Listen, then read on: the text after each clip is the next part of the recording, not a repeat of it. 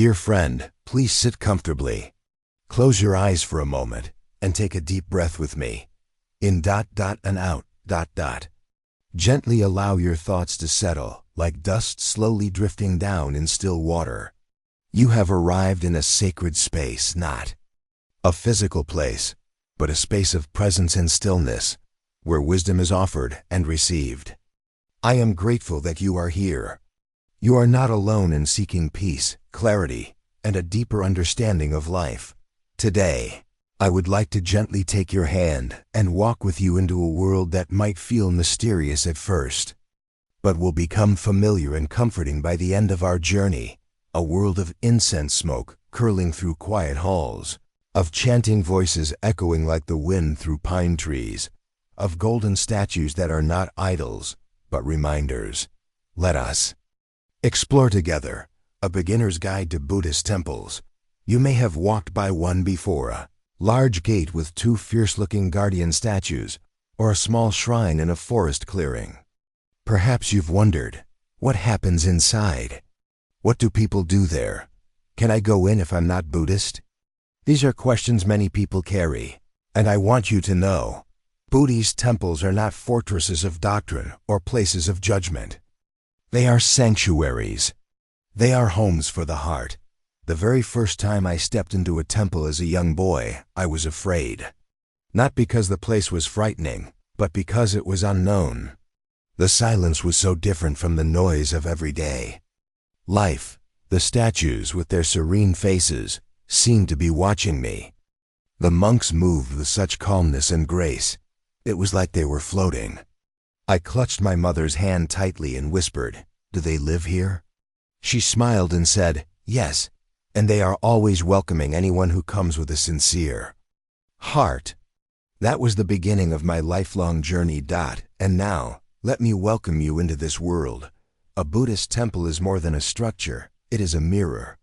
When you step into its grounds, you are really stepping inward. The pathway that leads from the outer gates to the inner shrine is not just a physical walkway, it's a symbolic one. In Buddhism, everything we do with awareness becomes a practice. So even entering a temple is a mindfulness practice. We leave behind our busy minds, our worries, and distractions, and we arrive fully, step by step. When you first approach a temple, you might notice shoes lined up neatly at the entrance. Removing your shoes is not only a gesture of cleanliness, but also humility. It is a way of saying, I am leaving my ego outside. I am here to learn. Even something so simple becomes sacred. Inside the temple, you'll often find three central objects: an image of the Buddha, offerings such as flowers or incense, and a place to sit. That's all. Simple, yet profoundly deep. The Buddha statue is not meant to be worshipped like a deity.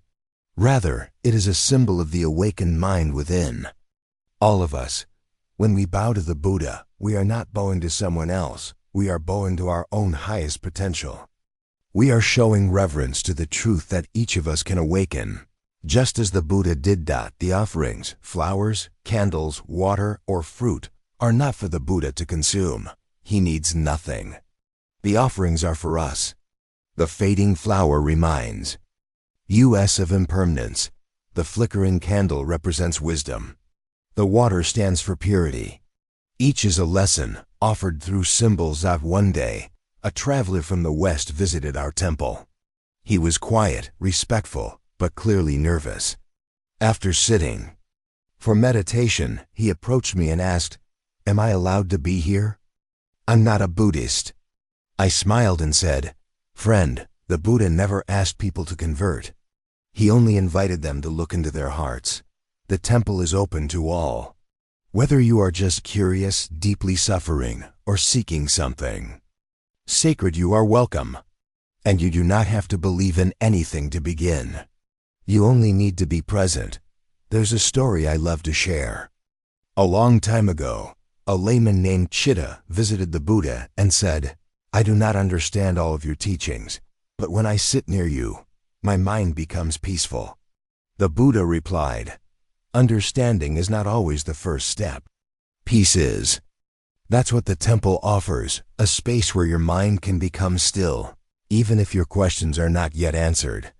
Let's speak of the rituals now not as empty traditions, but as mindfulness in motion. Lighting incense is an act of concentration. Each movement, from holding the stick to bowing before placing it in the burner, becomes a meditation.